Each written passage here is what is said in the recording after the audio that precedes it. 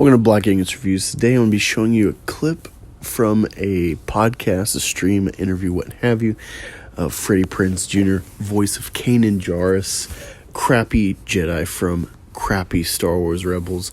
And he has some choice words about fans and stuff, and I can't say I necessarily disagree with everything. I think he has a point. I've even said this when I started my channel about Last Jedi, and I've defended this point about balance and duality and stuff, but I think, without spoiling, I think what he misses in this clip is how the fans are being treated by Lucasfilm. That's the biggest thing. There are going to be disagreements about Lucas based on interpretation. About Star Wars based on interpretation, despite Lucas's intent, and it's kind of an artistic thing. It's just what you live with.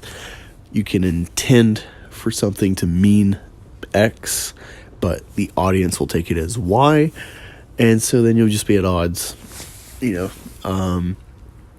yeah, I don't necessarily blame Freddie Prinze for his frustration, his anger, his hostility per se. But he's definitely being simplistic and discrediting fans with their knowledge base, and kind of looking like the Hollywood elitist that we always talk about in the feminist, where he's kind of thumbing his nose like, oh, well, I know a guy who knew George Lucas and he told me these things. And even though we're talking about archetypes of Star Wars, that's the gist, a lot of mythology. It's not just for kids, Freddie, it's for everyone. So, check out this clip. Let me know what you think, how much, if at all, you think he got right or wrong. Let's have a good discussion.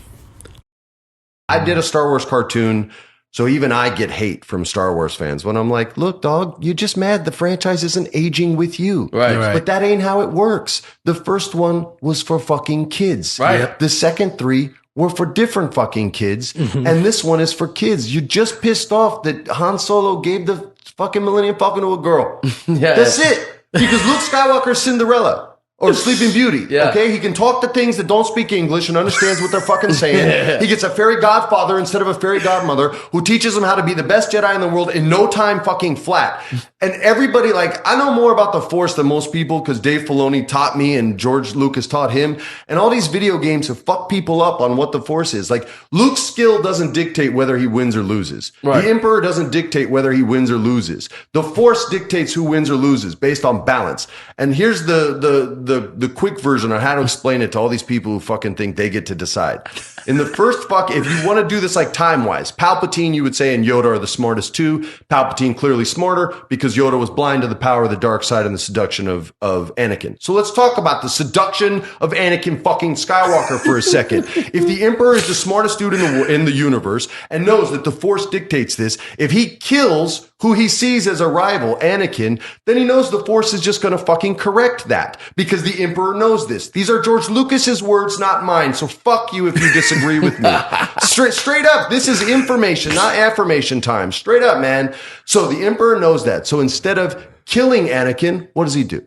He seduces Anakin to double the strength of the dark side. So then what does the Force do?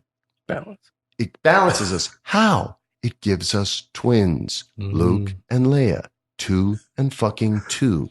Balance. And if you look at the movie through just that simple perspective, you will not only know why every single bad guy loses and every single good guy loses, you'll know who's going to win and lose in the next fucking movies. I can tell you, I just don't want to wreck it. People bitch about the dumbest shit like it's archetype characters. This is George Lucas's words. There is no Jack Bauer in Star Wars. That character doesn't exist. It's not Han Solo. Han Solo's a reluctant hero, okay? He's a reluctant hero. That's the archetype. Darth Maul, who everybody wants to win, and he's everyone's favorite because he looks sick and he's great in the video games. Does look cool. Fuck you guys. He's Sisyphus. He is born to fail. Learn your Greek mythology like, I don't know, George fucking Lucas did.